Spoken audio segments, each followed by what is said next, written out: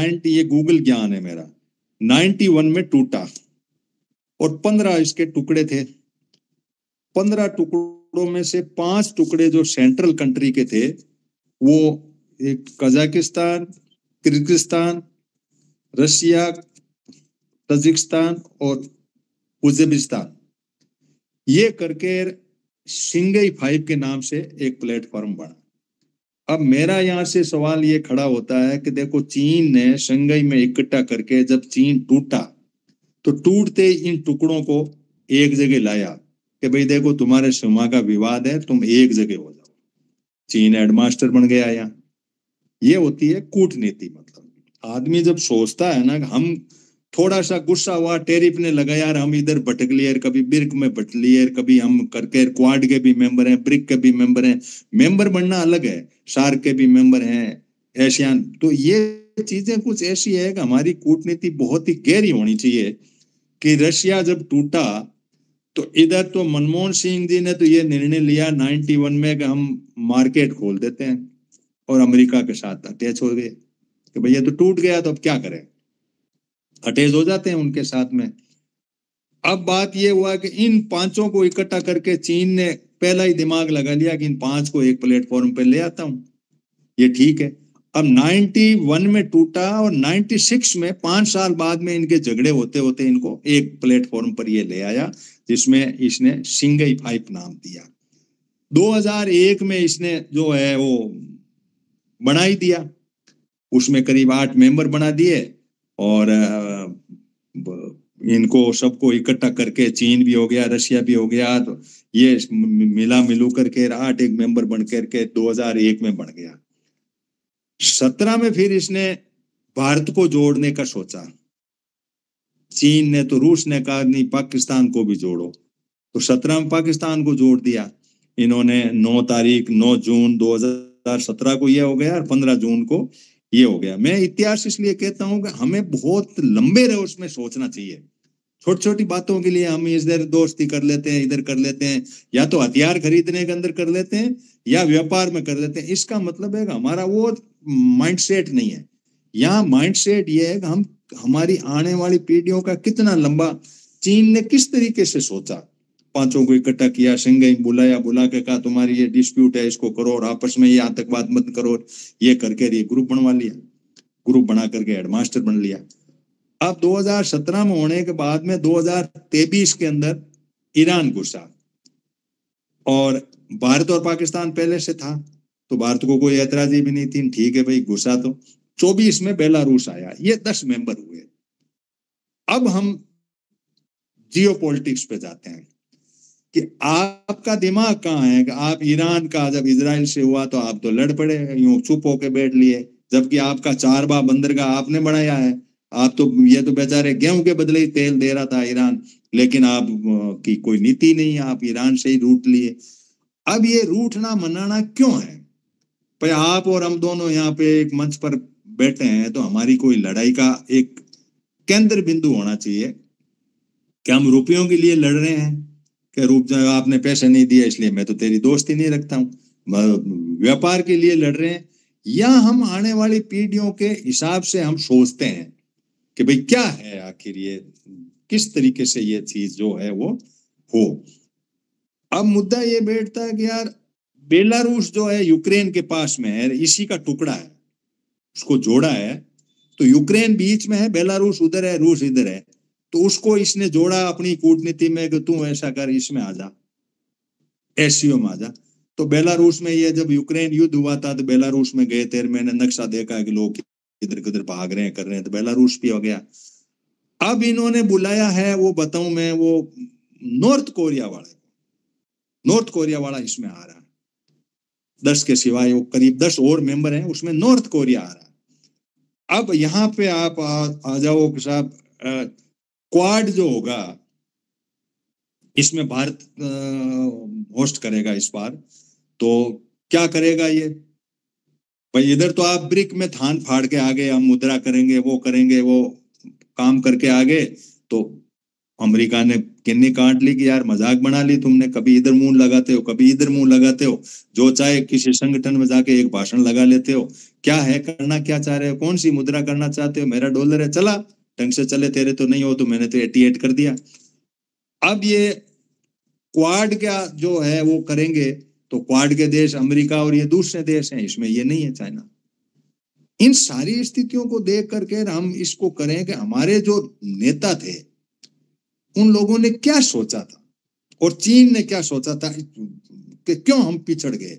मनमोहन सिंह ने market open किया, रूस टूट गया, चलो ठीक है इसका पीछा छोड़ो, अपने तो अमेरिका को रहते हैं, अमेरिकी कंपनियों को लेकर के कर लिया, लेकिन वो लाइन नहीं पकड़ी गई पूरी, क्योंकि माइंडसेट की लड़ाई थी। यहाँ हम उस माइंडसेट के लेवल पे नहीं, कोई राष्ट्र भक्ति वो भक्ति ये भक्तियां कुछ नहीं, वो बात हुई नहीं एक्चुअली।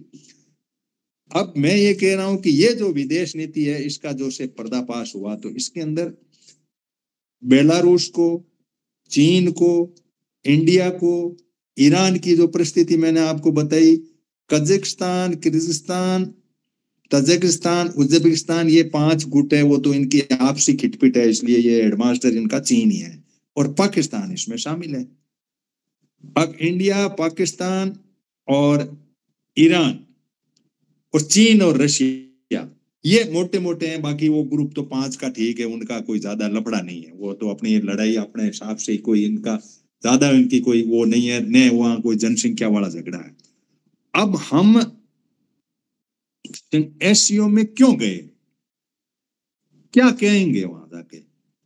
एक बात तो ये है कि भाई मार्केट मिल गया चीन को बैठे बैठे फोकट में, 145 करोड़ लोगों का मार्केट मिल गया, मार्केट तो था, लेकिन अब बाचे फैला फैला के हम माल लाएंगे और अपना माल करके और लोगों के बीच में बांटेंगे, क्योंकि हमारी असेंबल तो पूरी है, यूरिया जो वहीं से आ रहा है, ये अर्थ वाला जो है मटेरियल या क्रिटिकल मिनरल जो है, ये तो चाइना के बिना हमारी इंडस्ट्री बंद हो जाए, तो उसको तो हमें करना पड़ रहा था, लेकिन असेंबलिंग था जो जैसे मोबाइल का था, इसका था, तो सारे पार्ट्स वहीं से आ रहे थे, हम तो असेंबल कर रहे थे। सारा मेक इन इंडिया जो चल रहा था वो चीन के भरोसे ही चल रहा था। अब हम इस बात को लेकर के ये देखें कि इनको मार्केट मिल गया, अमेरिका कह रहा मेरे को मार्केट दे।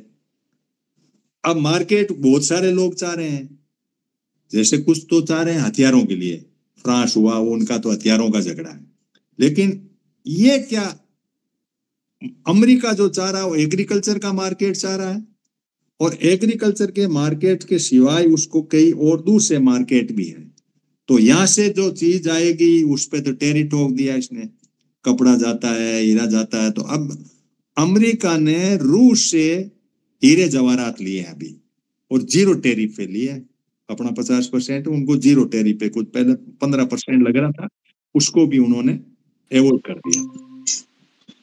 अब 0 टेरिफ पे आप डीपी सिंह जी, शेषराज जी पवार जुड़ना चाह रहे हैं तो उनको थोड़ा सा लिंक भेज दो, पता नहीं मेरा क्या है, व्हाट्सएप मैंने गड़बड़ कर लिया हाथों हाथ कोई फोन के कारण से, इसलिए लफड़ा हो गया मेरे हाथ, फोन ठीक कराऊंगा मैं, तो आप थोड़ा उनको जोड़ सको, तो वो जुड़ना चाह रहे थे। तो ये बात मोटी मोटी सी हुई, तो हम स्टेप बाय स्टेप रूपचंद जी करेंगे कि पहले ये बताओ कि ये जियो पॉलिटिक्स में ये ज्योग्राफी जो मैंने बताई, उस ज्योग्राफी को समझ करके एक भाई ये देश का इससे लिंक था, इसका इससे था, भारत वहां गया है, तो सिर्फ हम मार्केट के लिए ही चले जाएं कि हमारा माल, तुम्हारे पास माल है ही नहीं, तुम्हारा माल खपत का है, तुम्हारी जो इकोनॉमी है एक्सपोर्ट की नहीं है, और तो आपके यहाँ तो खपत की है इकोनॉमी, अपन तो खुद ही बनाते हैं खुद ही खाते हैं, तो क्या करें, बाहर से तेल वगैरह ये लाने ही पड़ते हैं। तो इन सारी परिस्थितियों को आप एक बार 5-7 मिनट करें, क्यों स्टेप बाय स्टेप चलेंगे अपने, क्यों उनमें से जो सवाल निकलेंगे उन पे करेंगे, उन पे मैं क्वेश्चन खड़े करूंगा कि भाई हम किस दिशा में बढ़ रहे हैं, क्यों कैसे बढ़ रहे हैं। तो रूपचंद जी आप ये बताइए कि भाई मैंने इन 10 देशों की कहानी बताई, लोकेशन बताई गई है, यहाँ यहाँ है, ये क्यों एक है, इनके कारण क्या है, ये सारे आपके सामने मैंने तथ्य रखे, और हम वहां क्यों गए, क्या नाराजगी रही, मतलब अमेरिका की 2 नाराजगी है, एक तो ब्रिक में वो फेंके मार के आ गए थे, उस टाइम का मुद्रा की बात चली, उनकी मुद्रा नहीं हम बना लेंगे, तो वहां करके आ गए। फिर ये कुछ ब्राजील का सौदा, ये जो साउथ ग्लोब वाली बात हुई, वहां भी अपनी टांग अड़ा के आगे G20 में साउथ ग्लोब का उसको ले लिया और वहां जाके अपनी टांग अड़ा ली। यानी हर प्लेटफॉर्म पर चढ़ जाना, स्वागत करा लेना और बात फेंक के आ जाना। आगे की रणनीति या जो विदेश नीति है उसको, ये कूटनीति, इसको कोई टच नहीं करना। तो वहां कहाँ हम जाएंगे ऐसे कि भाई आप गए और वहां जा गए, कभी क्वाड में हो गए, कभी आप ब्रिक में आ गए, कभी SCO में आ गए, कभी और एशियान में आ गए, कभी सार्क में आ गए। जहां गए वहां अपना करके बात करते हैं कि हम वो गुरु हैं, फलाने हैं। तो आपकी वहां क्या, वहां जाके कोने में बैठ जाओगे? आप वहां गए क्यों SCO में? सवाल नंबर 1 तो ये बनता है, जरूरत क्या थी आपको? हाँ ठीक है, विदेश मंत्री उसको हेड कर रहा है, विदेश मंत्री भेज देते, आप मेंबर हैं तो चला जाता, कोई बात कह के आ जाता। क्या आपके सॉल्यूशन हो गए सारे? सिर्फ गुस्सा करके ही चले जाओगे। आपके इधर चीन का, अरुणाचल का सोल्व हो गया हो या कर दिया हो, या रूस से आपकी दोस्ती है तो तेल के आगे दोस्ती नहीं है। ये आपको ट्रंप जो है ये कह रहा है कि मेरे को नोबेल पुरस्कार शांति का मिल रहा था, जिसमें भारत ने मेरा सहयोग नहीं किया, इसलिए मेरा नोबेल पुरस्कार अटक रहा है। तो मोदी से दुश्मनी या भारत दुश्मनी? इस आदमी ने विदेश नीति में अपनी वो, यहाँ जैसे भारत में नाटकबाजी है, वही नाटकबाजी वर्ल्ड लेवल पे कर दी। गले मिलना और वो करना, बात कुछ नहीं, एक व्यापारी को ले जाना इस तरह से। क्या ये ढांचा है? या कोई ऐसा कोई दिमाग में ये है कि अब हम चीन को ले लेंगे तो ठीक रहेगा, अमेरिका तंग कर दिया हमें, अमेरिका ने हमारी जान की आफत बन गया और हमेशा हमेशा हम इनकी गुलामी नहीं कर सकते। अब इसने क्या कह दिया तो तू कह देता यार ठीक है, हमारी दोस्ती थी, एक दोस्त ने कहा इसलिए हमने भारत पाकिस्तान युद्ध रोक लिया। वो भी एक नंबर का जिद्दी, और ये कौन सी फूंक लेने जा रहे हैं? उसके तो जिद चलती है, उसके पास तो जनसंख्या नहीं, तुम्हारे पास तो जनसंख्या भाई। यहाँ तो लोग हैं, मोदी थोड़ा ही है, यहाँ तो जनता है, 145 करोड़ लोग हैं। इन सारी परिस्थितियों पे एक बार आप टिप्पणी करो, फिर मैं आगे वापस क्रॉस में आता हूं आपको कुछ अलग टॉपिक लेकर के। तो रूपचंद जी।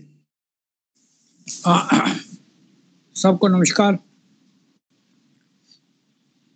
मैं बात को जहां से स्टार्ट करूंगा कि दूसरे विश्व युद्ध के बाद भारत की पोजीशन बड़ी कमजोर थी माली हाल तौर पर, और जो जहां की लीडरशिप ने नॉन अलाइंड मूवमेंट बनाया उसकी एक बकायदा पैठ रही है। और दो बड़ी शक्तियां, चाहे रशिया हो या अमेरिका हो, उनके बीच में जो थर्ड पार्टी बन के खड़े रहे हैं बिकॉज ऑफ कि उनकी पॉलिटिक्स जो है वो साउंड थी। नहीं, मैं थोड़ा सा इंटरवेंट कर, रशिया नहीं, आप USSR के हैं, अभी हम USSR अच्छा, USSR के बीच में खड़े रहे बिकॉज ऑफ कि उनकी पॉलिटिक्स जो विदेश नीति थी ना, दैट वाज साउंड और कलेक्टिव अंडरस्टैंडिंग में थी अपनी उस वक्त की वास्तविकता के मुताबिक। उस वक्त की जो रियलिटी थी उसके मुताबिक हमारी विदेश नीति जो है वो टैली करती थी। उसके बाद थोड़ा सा अगला दौर आया 90 के बाद, जब वाशिंगटन कंसेंसस जो अमेरिका का ग्लोबल फार्मूला था कि बनी दुनिया को कैसे नेटवर्क में किया जाए, वो 85 में बना। उसके बाद 90 में आस्ता आस्ता सब लोगों के अंदर चला गया, और उसी का रिपरकशन रशिया है जो उसका टुकड़े टुकड़े हो गए। मगर उसके दौरान चाइना ने जो तैयारी की थी अपने ह्यूमन रिसोर्सेज को डेवलप करने की, और उसने जो ह्यूमन रिसोर्सेज अपने डेवलप करके जो मैन्युफैक्चरिंग की ओपन मार्केट कर दी, पे आओ कंपनियां ले आओ और सस्ती लेबर है, फैसिलिटीज है, काम करेंगे। तो उससे क्या हुआ कि अब थोड़ी सी पावर जो है वो शिफ्टिंग हो गई है। उस पीरियड के दौरान ये पावर शिफ्टिंग वाले में और पहले वाले में कुछ ऐसे संगठन बने हैं, जैसे नाफ्टा बना है, नॉर्थ अमेरिका। थोड़ा सा मैं रोक दूं, आपने ह्यूमन रिसोर्स तो टच किया, लेकिन आपने विस्तारवादी नीति नहीं की। मैंने जो पहले आपको बात रखी ना कि इन 5 रशिया से टुकड़े टूटे, उनको चीन ने कहा या तुम मेरे पास आ जाओ, ये विस्तारवादी नीति हुई। अभी जैसे श्रीलंका को इनको कब्जे कर रहा है, वो आगे बात आती है ना, वो आगे आएगी ना। अच्छा, तो जब ये जो अपनी बात है ये है वो ये जो अपना ये है उसके दौरान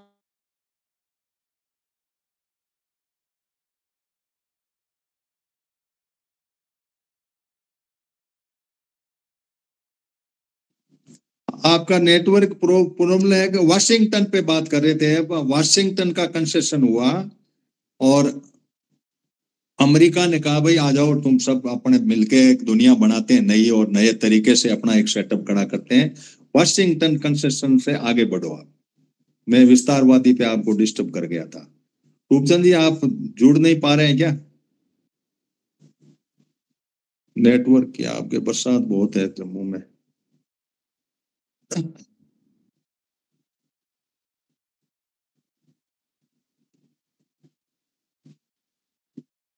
मेरे तो है नेटवर्क।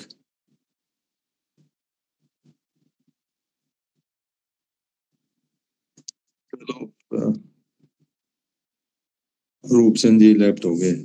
तो मैं मोटी मोटी सी ये बात कह रहा था, कुछ लेट भी जुड़े हैं, कि भारत वहां क्यों गया इसके ऊपर हम चिंतन कर रहे हैं। पहले पहले जैसे मैंने इतिहास के तौर पे कहा कि रूस टूटा 91 में, मनमोहन सिंह जी ने इधर अमेरिका से सेटअप करके अपना सेटअप जमा लिया और यूएसएसआर के उसके 5 टुकड़ों को चीन ने अपने कब्जे में किया कि आप आ जाओ, और सिंगई 5 के नाम से उसने एक ग्रुप बना दिया, तुम्हारी आपसी ये सीमा की लड़ाई है, इसको मिटा दो और शांति से जी लो। तो हेडमास्टरी कर ली इसने अपनी, वो टांग अड़ाई जिसको कह सकते हो, 96 में 4-5 साल बाद में 2001 में इसने कुछ लोगों को और इकट्ठा करके और उनको शामिल ले लिया कि चलो भाई आ जाओ एक एससीओ बना लेते हैं। 2017 में इनको सूझी कि भारत को भी ले लेते हैं इसमें शामिल, क्योंकि चीन इसके अंदर जो डिस्टर्बेंस का मुद्दा था ना। हाँ रूपचंद जी आप जुड़ गए हैं अब तो हाँ बोलिए सर।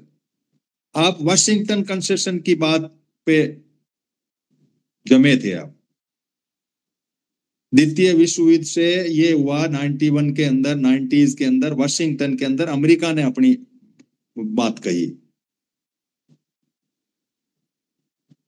ना ये नहीं है वाशिंगटन से। हाँ ये है कि अमेरिकन ट्रेजरी बेंच समझो, ट्रेजरी ने या उनके सेंट्रल बैंक, आईएमएफ और वर्ल्ड बैंक ने एक ऐसी नीति बनाई है कि जिस नीति के तहत वर्ल्ड बैंक और आईएमएफ उन्हीं को लोन देगा जो इन 10 पॉइंट या 20 पॉइंट में से कोई एक दो चीज माने तो। जैसे प्राइवेटाइजेशन का है, एजुकेशन को प्राइवेट करना है, हेल्थ को प्राइवेट करना है, कंपनियां लानी है वगैरह वगैरह, इन चीज़ों को प्राइवेटाइज करेगा एक दो चीज़ को तो हम मानेंगे पैसे देंगे, नहीं तो नहीं देंगे। उससे क्या हुआ कि आस्ता आस्ता अमेरिकन का इन्फ्लुएंस जो है वो बढ़ता गया और सारे ग्लोबल साउथ पे उसने कंट्रोल कर दिया। ये वाशिंगटन कंसेंसस की वजह से सारा काम जो है वो कवाड़ा हुआ आगे, जिसको हम पहचान ही नहीं पाए कि क्या हुआ। उसकी वजह से हमने भाई अपना 91 में मार्केट खोल दी थी। तो कहने का मेरा मतलब ये है कि ये जो एससीओ के पास हम गए हैं वो इसलिए है कि जब दुनिया की ये पुराने जो संगठन जो चल नहीं पाए, सार्क नहीं चल पाया, गल्फ कोऑपरेशन काउंसिल नहीं चल पाया, नाफ्टा ने तोड़ दिया आपस में, और मरकूस बन रहा इसका अमेरिका लैटिन अमेरिका के कंट्रियों का, उसमें बिखराव है because of A Washington consensus. एक बात, क्योंकि उनके अंदर मेन काम आ गया है मनी और पावर का, और मनी के एंगल से जब चाइना और अमेरिका बराबर बराबर है तो जिसके अलावा मनी होगी, अब ग्लोबल साउथ में जो मनी विस्तार करेगा उसके साथ उसका विकास हो जाएगा उनके मुताबिक। इसलिए जब उनके पास आया तो उसने एससीओ बनाया, वो बनाया बेल्ट रोड इनिशिएटिव बनाया, जिसके तहत वो बाकायदा कॉरिडोर बना रहा है। उसका कॉरिडोर का यही लंबी प्लानिंग है कि बाई ईयर माल महंगा पड़ता है, शिप से टाइम ज़्यादा लगता है, तो ऐसा रेलवे का नेटवर्क बना दिया जिसमें सबको फ़ायदा भी हो और अपना उसमें मनी इन्वेस्टमेंट चूंकि ज़्यादा होगी इसलिए हमें काम मिलेगा। तो अपने वाली विदेश नीति की वजह से ही हम वहाँ जाने वाले। ऐसे तो ये 7 साल के बाद गए हैं वहाँ पर यूएस चाइना में, 7 साल के बाद। ये जो स्टाइल ऑफ फंक्शनिंग है विदेश नीति में, ये इंडिकेट करता है कि बड़ा इमैच्योर पॉलिटिशियन है, इमैच्योर पॉलिटिशियंस। इंदिरा गांधी की पोजीशन देख लो, दूसरों की देख लो आप, पॉलिटिशियन जो भी होगा जितना मर्जी धक्का लगे वो तो टिके रहते हैं उस बात में। इसलिए आपकी बात इतनी, अगले राउंड में और बात करेंगे। धन्यवाद। तो मैं ये मानूं कि पैसे के कारण से हुआ, तो हम यह सोचें कि आईएमएफ और वर्ल्ड बैंक जैसे पाकिस्तान को सपोर्ट कर दिया, हमें भी कटोरा लेके जाना ही पड़ता है वर्ल्ड बैंक और इनके अंदर। तो हम वहाँ चीन वाले इस ग्रुप में एससीओ में जाके वहां लेंगे क्या? वहां तो मार्केट दिया इनको। ये विदेशी शेषराज जी को आप लिंक भेज दो, वो जुड़ना चाह रहे हैं, बार बार मुझे फोन कर रहे हैं वो, तो आप बाहर निकल के आपके पास पर होंगे शेषराज पंवार साहब को लिंक भेज दीजिए आप, ठीक है? तो मैं ये बात कहना चाह रहा हूं कि भाई इधर पैसा है और मार्केट भी खूब मिल रहा था इंडिया को। यहाँ चाइना तो एक कील नहीं लेता हमारे से, काफी माल हमारे जा रहे थे, चाहे हीरे जा रहे हो वो का रहे, उनके पास पैसा, वो ले ही रहे थे, कपड़े ले रहे थे, सारा माल ले रहे थे। यदि हम ट्रेड और पैसे की तरफ दिमाग लगाएं तो एक तो पड़ोसी है, ये कुछ नहीं करता रहता, हर टाइम हमारी प्रॉब्लम खड़ी करता है विस्तारवादी नीति के तहत। ओआरओबी जो रोड है, वन बेल्ट वन रोड जो है वो भी आ रहा, तो वो भी पंगा है। सिल्क रोड जिसको कहा गया है, अब ईरान को 4 वो बंदरगाह से भी जोड़ देगा। इन सारे इधर इसने श्रीलंका और बांग्लादेश के समुद्र को भी इस लाइन ऑफ एक्शन से घेर लिया है। तो हमें ऐसी क्या जरूरत पड़ी चीन जाने की? ठीक है, विदेश मंत्री जाते हैं, छोटी मोटी बात कह के आ जाते हैं, करता है भाई, ठीक है। वो प्रधानमंत्री जी गए हैं और गुस्सा खा के गए हैं, कह रहे हैं कि 4 बार ट्रंप ने फोन किया तो भी नहीं उठाया। अब ट्रंप भी अपने आप में पता नहीं कौन सी बीमारी है, कुछ समझ में नहीं आता इनकी भी कि भाई आप करते क्या हो, कुछ बात पकड़ में नहीं आती। वीरेश जी, पंवार साहब को भेज सको तो देख लो, आप थोड़ा बाहर निकल के मीटिंग से बाहर निकल के पंवार साहब को भेज दो मीटिंग का, वो बार बार घंटी कर रहे हैं। तो क्यों मैंने क्या थोड़ा फोन गड़बड़ कर लिया, वो उसको नंबर फंबर में मेरे को समझ में आया नहीं और मैंने कुछ लपड़ा पाड़ लिया। तो मैंने मीटिंग तो जैसे तैसे ही हो रही है, छोटी मोटी रिकॉर्ड करके भेजूंगा। तो रूपचंद जी, मुझे एक बताओ कि चीन के पास जाने से कौन कौन से फायदे आप मानते हो? कोई ऐसा ध्यान में है आपके दिमाग में कि साहब ये बात तो हमें ठीक है, मार्केट मिल नहीं रहा है, विस्तारवादी नीति से ये कोई समझौता कर ले, बॉर्डर से हट जाए अरुणाचल वाली, और ये कोई गिरे जो है गलवान घाटी में हमारे साथ जो भी किया कर ले, या इधर श्रीलंका और इसको नेपाल को भी इसने कब्जे करके, ये हमारे बड़ा कुठाराघात है। और उसका माल लाने से हमें जो फायदा है वो मैं बता दूं पहले, फिर आप थोड़ा उसमें इंटरवेन करना, कि हमारा जो भी हब है, मार्केट है, उसका रॉ मटेरियल जो भी असेंबली है, वो जैसे खिलौने बनाए कुछ बनाए, वो चीन देता है, बहुत सस्ते में देता है। तो एक तो ये है कि यार क्यों हम मेक इन इंडिया के पंगे पड़े? मेक इन इंडिया और मेड इन इंडिया दो है। मेड कर ले, मेक क्यों करें? मेक चीन कर रहा है, मेड हम कर ले, तो मेड इन इंडिया लिख दें, बात खत्म। सामान लाए, सैमसंग का जोड़ा कर दिया, कोई आस पड़ोसी ने लिया तो ले लिया, किसी देश ने नहीं हो तो भारत में बहुत है लेने वाले। कंज्यूमर एक स्टेट हो, नेशन हो, उस कंज्यूमर नेशन की दोस्ती किससे होनी चाहिए? भाई एक आदमी ऐसा हो, गरीब आदमी बहुत बड़े अमेरपति कर ले तो उसका कैसे पार पड़े? अब गैप बहुत है हमारे और चाइना के बीच में, जिस रेस है वो भी है। अब ये एक बात तो ये बताते हैं, मैंने कई वीडियो सुने कि हमारी चाइना से ग्रोथ रेट ज्यादा है। अब कैसे नपती है I don't know, growth rate का क्या सिस्टम है नपने का, जीडीपी के हिसाब से नपती है, जैसे भी है। ग्रोथ रेट वर्ल्ड में टॉप में चल रहे हैं, ये बात से फैलाते हैं, हमारी तो ग्रोथ रेट तगड़ी है, चाइना से हम फास्ट मूविंग है। और हमारी इकोनॉमी वहां तक तो पहुंच गई है, चाइना सेकंड है तो हम भी उसके तीसरे की तरफ बढ़ रहे हैं। तो हम तो इसकी प्रतियोगिता में, प्रतियोगिता वाले आदमी की दोस्ती क्या है? सवाल ये, कंज्यूमर स्टेट को ऐसे स्टेट से जो चीज ही नहीं लगता, दोनों जनसंख्या के देश, कोई मतलब ही नहीं।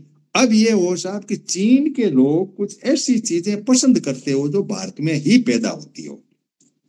एग्रीकल्चर में भी वो हमारे से आगे, वो कंज्यूमर है स्टेट, लेकिन स्थिति उनकी ये है कि वो ठीक है उनका ढांचा। तो ये सारी बात में कि हमारी दोस्ती किन आधारों से है, या 2 दिन मोदी जी वहां क्या कह के आएंगे, किससे मिल के आएंगे? ईरान से मिले जैसे जैसे इनके देश थे, ईरान वहां होगा, मिले जैसे हम है नहीं। कजाकिस्तान, तिर्गिस्तान ये पाक है नहीं, पाकिस्तान से हमारा कोई लेना देना नहीं। बेलारूस जो है यूक्रेन से उधर पड़ता है। चीन के सिवाय और रूस के सिवाय, हम 2 कंट्री के सिवाय हम वहां दोस्ती के रूप में शेक हैंड की थ्योरी में नहीं है। अब यूं तो मीटिंग होती है तो बहुत सारे लोग आते हैं, लेकिन हम हाथ मिलाने की थ्योरी में सिर्फ 2 ही देश हैं। तो रूस से मिले वो बात तो ठीक है, चीन से क्यों मिले? अब ये गए हो हम कि भाई मीटिंग वहां हो रही है, चीन में हो रही है इसलिए गए हैं, और एससीओ का चूंकि रूस भी मेंबर है तो रूस से मैं थोड़े दोस्ती बना लेता हूं। ट्रम्प साहब मुझे तंग कर रहे हैं तो रूस से बना लूं। रूस से दोस्ती, मोटी मोटी दोस्ती हमारी ये है कि रूस के पास में रिसोर्सेज है, गैस है, तेल है, ये भंडार है, और तेल हमें चाहिए। तेल का भी इनको अंबानी जी को आगे कर दिया, आप तेल लाओ और बेचो और देश को लूटो। तेल दे वो ठीक बात है भाई, तेल की बहुत भारी प्रॉब्लम है इंडिया में। तेल होगा तो हम बहुत कुछ करेंगे, जहाजें चला लेंगे और कुछ कर लेंगे, हमारा गाड़ी घोड़े साधन एक से करके वर्कशॉप खुलेगी, गाड़ियां बिकेगी, उसका एक इंटरलिंक सिस्टम है ये। अब आप मेक इन इंडिया की फॉर्म में आओ तो आपका तो चलता ही नहीं। जो ये अर्थवेयर वाला जो मामला है या क्रिटिकल मिनरल्स हैं, वहां अरुणाचल में इन्होंने लिथियम और इनकी अर्थ वाला के कब्जे कर लिया, इधर आपके जम्मू कश्मीर में कब्जे करने की तैयारी है। तो विस्तारवादी में वो तो जमीन ही कब्जे कर रहा, खोद के आपका ही माल आपको ही बेच रहा है। तो क्या, क्योंकि अब हम व्यापार के प्लेटफॉर्म पे आ गए। पहले ये आया कि भाई दोस्ती किससे करें, ये था कि ये देश है वहां, तो उस दोस्तों के बीच में क्या बैठे हैं हमारे, तो दोस्ती किस है? चाइना रशिया 2 हैं, तो चीन की दोस्ती क्यों करें? फिर रूस की दोस्ती पे आप रूपचंद भी टिप्पणी करो कि टीम में क्यों करें। मैंने कई मुद्दे बताए, ग्रोइंग का हमारी है वो क्यों करें। अपनी राय ये है कि कंट्री कंट्री में दोस्ती नहीं होती, उनके डिप्लोमेटिक रिलेशन होते हैं, और डिप्लोमेटिक रिलेशन तय होते हैं उनकी ट्रेडिशनल पॉलिटिक्स से और ट्रेडिशनल अंडरस्टैंडिंग से। ये 3 बड़े जो नाम लिए आपने, चाइना, रशिया और ये अपना अमेरिका, ये इनमें 2 बड़े जो हैं वो वेपनरी सप्लायर हैं वर्ल्ड के। जो वेपन सप्लायर है, हमें तो वेपन के लेने हैं, कंज्यूम करने हैं, जहाँ उनसे टेक्नोलॉजी लेकर जहाँ कहेंगे मेक इन इंडिया हो रहा है। हमारी दोस्ती नहीं है, हम तो कस्टमर के तौर जाते हैं ताकि हमारी गुडविल हो जाए और हमें कुछ मिल जाए, ताकि दूसरे को जो हमारा दुश्मन है उसको ना दे दे। मगर जो पैसे कमाने वाला है वो तो उसको बेचता है।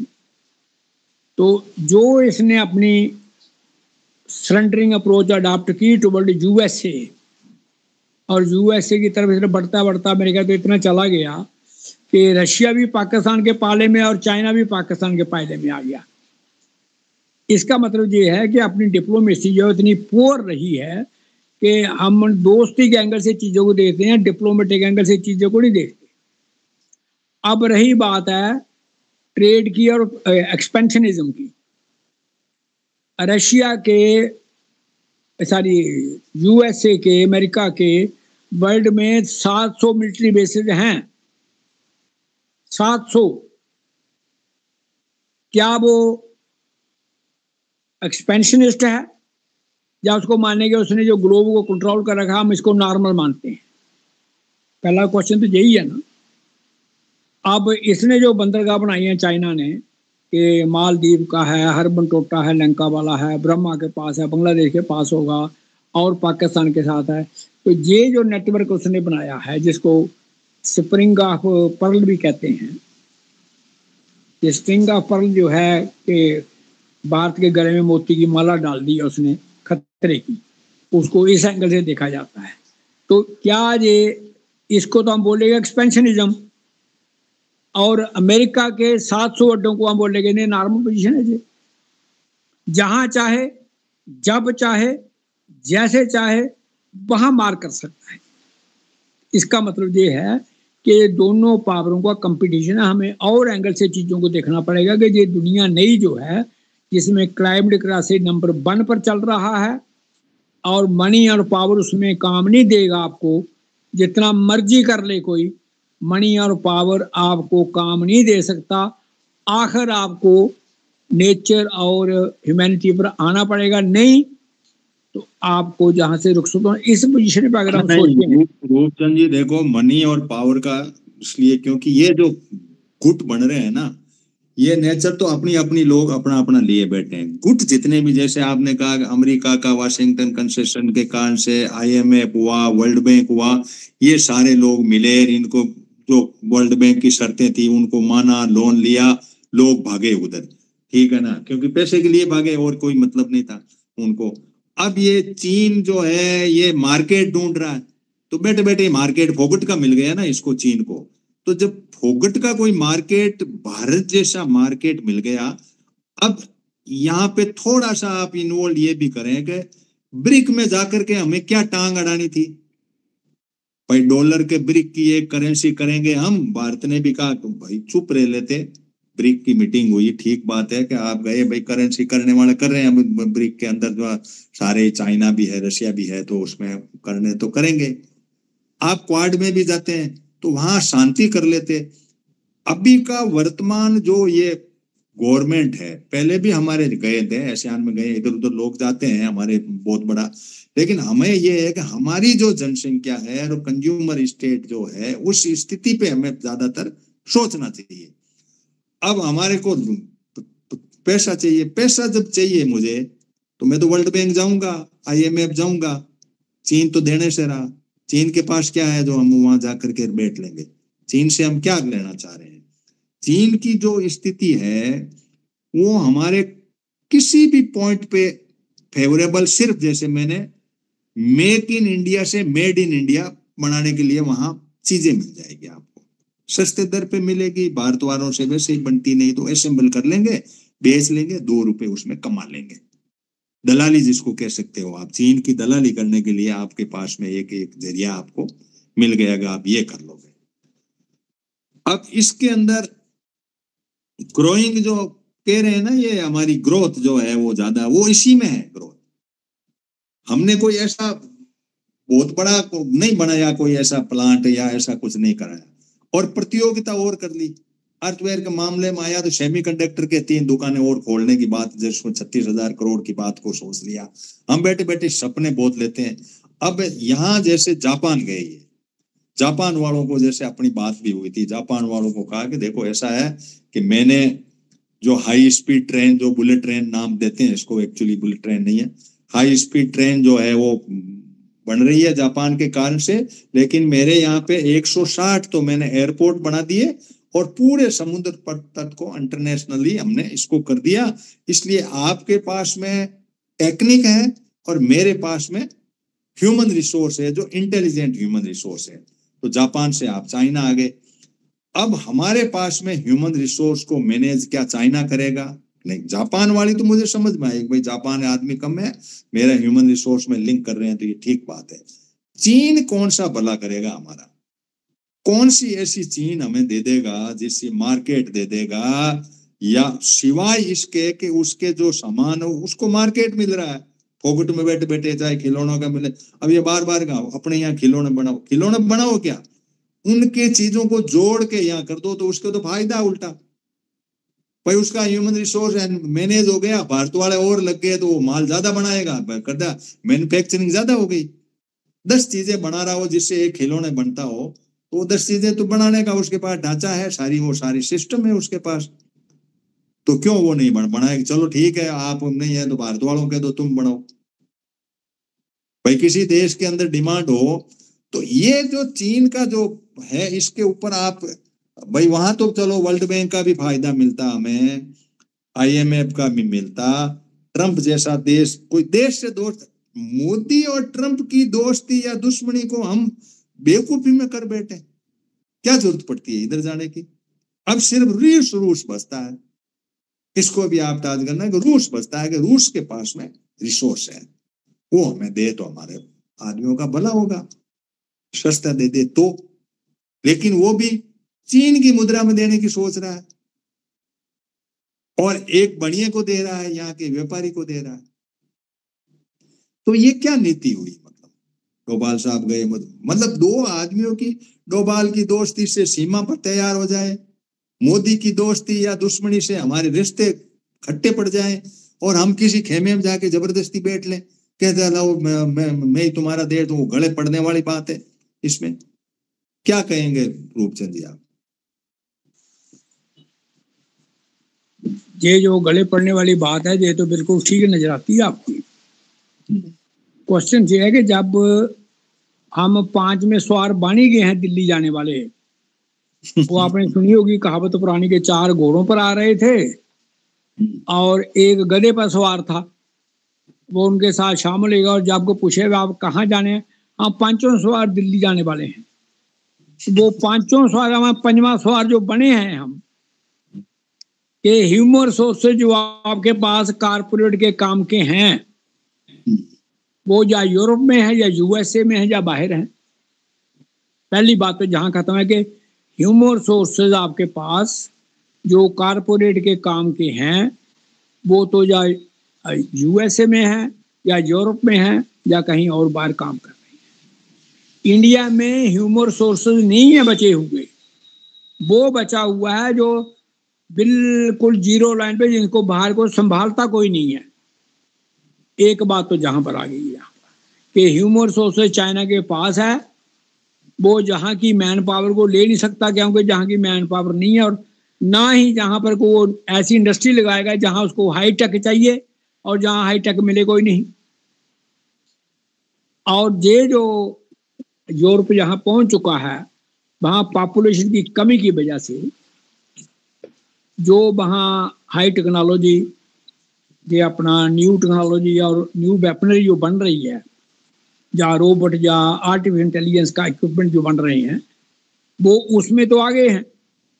मगर ये खिलौने बनाने वगैरह काम में वो है, वो क्योंकि वो लिमिटेड पॉपुलेशन उनको उधर लगा रखा है, तो इसलिए वो जहाँ से इंडिया से इम्पोर्ट कर लेते हैं, और हमारा बिजनेस कपड़ों का ये वो चलता रहता है। अब जहाँ हम जा रहे हैं, वहाँ ऑलरेडी मैन्युफैक्चरिंग हब है वर्ल्ड का, वो तो आपको मार्केट बनाएगा, आपकी मार्केट नहीं जाएगी, आप तो कंज्यूमर बनेंगे जहां पर। ये तो आ गया मनी मार्केट के एंगल से। अब रहा पैसे लेने देने का, इन्होंने भी अपना एक ब्रिक्स का बैंक खोला हुआ है इन्होंने, जहाँ से ये पैसे देते हैं, बाकायदा अफ्रीका वालों को देते हैं, मगर उसके बदले वही बनता है जो अमेरिका करता है, कि अमेरिका का जब लोन ना मिले तो कुछ माफ़ कर दिया और कुछ आगे दे दिया, ये माफ़ नहीं करते। ये कहते हैं ऐसे हमें रिसोर्स दे दे, जगह दे दे वगैरह। ये उस एंगल से ये सोचते हैं कि हमारी एक्सपेंशन है जो हो जाए, हमारी को माइनिंग मिल जाए, जैसे जहां अफगानिस्तान में ली है, उससे इनका काम जो है वो, ताकि और बिजनेस आगे, और एंगल सा सोचने हैं इनका। तीसरी बात रही इनकी कि जो इनका कंपटीशन है पाकिस्तान से, अगर 93 में इंडिया और चाइना का नो फायर एग्रीमेंट हो सकता है कि चीन और भारत के बॉर्डर पर कोई गोली नहीं चलेगी, और चाइना ने कई कंट्री के, रशिया के साथ उसका झगड़ा है इसका बॉर्डर का, वियतनाम के साथ झगड़ा है उसका बॉर्डर का, दूसरों के साथ मगर सब ने क्या 50 साल या 60 साल के लिए उन्होंने बॉर्डर डिस्प्यूट फ्रीज कर दिया है। क्या इंडिया चाइना मिलकर बॉर्डर फ्रीज कर सकते थे? नहीं। यहाँ पे बॉर्डर डिस्प्यूट फ्रीज, कोई बात नहीं ना, आप करोगे ना हम कहेंगे, 50 साल बाद देखेंगे क्या हालात बनते हैं, मगर नहीं। और जब 370 हटाई कि जहाँ के हम सोर्स हम कंट्रोल करेंगे, और फिर उसका वो सी पैक जो था, वो चाइना पाकिस्तान इकोनॉमिक कॉरिडोर, उसके लिए इसको डेंजर महसूस हुआ और उसने गलवान कर दिया। इसका मतलब आप मैं थोड़ा सा रूपचंद जी आपको रोक रहा हूँ कि मैंने इसमें हाँ। तो तीसरा टॉपिक ये भी लिया था कि पाकिस्तान से दोस्ती का विस्मयकारी चिन्ह प्रश्नवाची। पाकिस्तान से दोस्ती तो हमारी मैं उसी पर आ रहा हूँ, बस उसी पर आ रहा हूँ। पाकिस्तान की दोस्ती तो ये रिजीम चेंज हुई है, वोटों के कारण से नाटक होके रहेगी पाकिस्तान उसी पे आ रहा हूँ मैं बस, कि वाजपेयी जी ने जब ये इनिशिएटिव लिया, लाहौर डिक्लेरेशन की, और बस लेके वहां गए, बड़ी जबरदस्त एनिमिटी थी, बस लेके गए, और वहां से फिर जब बाद में राज पलट गया और 2001 में मुशर्रफ को बुलाया जहां आगरा में, और एग्रीमेंट होने वाला था। अब वर्ल्ड की वेपनरी लॉबी ने, जो वेपनरी लॉबी, उसने फैसला किया कि वो दो अपने कस्टमर तो चले गए, और वाजपेयी से गलती ये हो गई कि मुशर्रफ और वाजपेयी का जो एग्रीमेंट हो रहा था, जो एग्रीमेंट हुआ था मोर और लेस, वो उसकी कॉपी अडवाणी को पहुंचा दी। अडवाणी ने कहा भाई ये नहीं चलेगा। बस वहीं से रात को 2 बजे वो वापस चला गया। तो कहने का मतलब ये है कि जब कश्मीर के, आजाद कश्मीर के से रास्ते खोले थे, ट्रेड चालू था, लोग एक अपना वीजे के वगैरह क्या होते परमिट पे जा रहे थे, आ रहे थे। इसका मतलब कि 2001 के आसपास हालात जो है वो वाजपेयी जी ने, इसी बीजेपी के लिए प्राइम मिनिस्टर ने नेबर के साथ हालात नॉर्मल कर दिए थे, इस प्ली पर कि दोस्त बदले जा सकते हैं, नेबर नहीं बदला जा सकता, पड़ोसी नहीं बदला जा सकता।